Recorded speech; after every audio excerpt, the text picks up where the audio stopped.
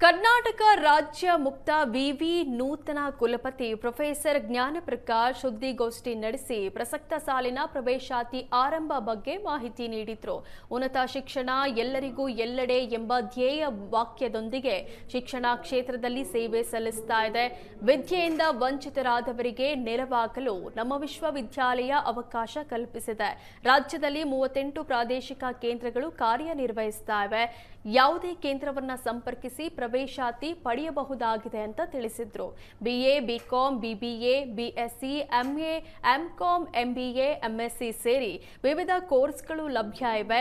ತೃತೀಯ ಲಿಂಗಿಗಳಿಗೆ, ದೃಷ್ಟಿಹೀನ ವಿದ್ಯಾರ್ಥಿಗಳು, ಕೋವಿಡ್ ಸಾಂಕ್ರಾಮಿಕದಿಂದ ಮೃತಪಟ್ಟವರ ಮಕ್ಕಳಿಗೆ ಪೂರ್ಣ ಶುಲ್ಕದಲ್ಲಿ ವಿನಾಯಿತಿ ನೀಡಲಾಗ್ತಾ ಇದೆ. ವಿದ್ಯಾರ್ಥಿಗಳಿಗೆ ಪುಸ್ತಕ ನೀಡೋದಲ್ಲದೆ ಸಾಫ್ಟ್ ಕಾಪಿ ನೀಡಲಾಗುತ್ತೆ. ಸ್ಪರ್ಧಾತ್ಮಕ ಪರೀಕ್ಷೆಗಳ ತರಬೇತಿ ನೀಡಲಾಗುತ್ತೆ. ವಿದ್ಯಾರ್ಥಿನಿಯರಿಗೆ ಪ್ರತ್ಯೇಕ ಹಾಸ್ಟೆಲ್ ವ್ಯವಸ್ಥೆ ಕೂಡ ಇದೆ. ಯಾರೂ ಶಿಕ್ಷಣದಿಂದ ವಂಚಿತರಾಗಬಾರದು ಎಂಬ ಉದ್ದೇಶದಿಂದ ಕರ್ನಾಟಕ ರಾಜ್ಯ ಮುಕ್ತ ವಿಶ್ವವಿದ್ಯಾಲಯ ಕೆಲಸ ಮಾಡ್ತಾ ಇದೆ. ಎಲ್ಲರೂ ಇದರ ಸದುಪಯೋಗ ಪಡಿಸಿಕೊಳ್ಳುವಂತೆ ಮನವಿ ಮಾಡಿದ್ರು.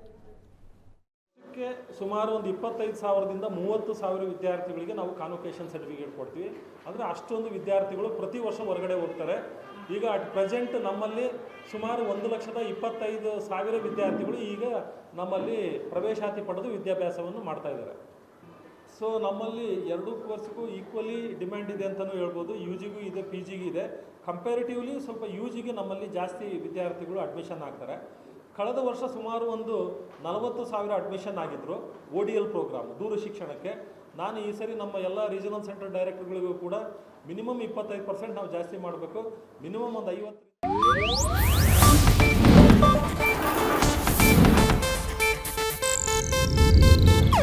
ಇದು ಏಷ್ಯಾನೆಟ್ ನ್ಯೂಸ್ ನೆಟ್ವರ್ಕ್ ಪ್ರಸ್ತುತಿ.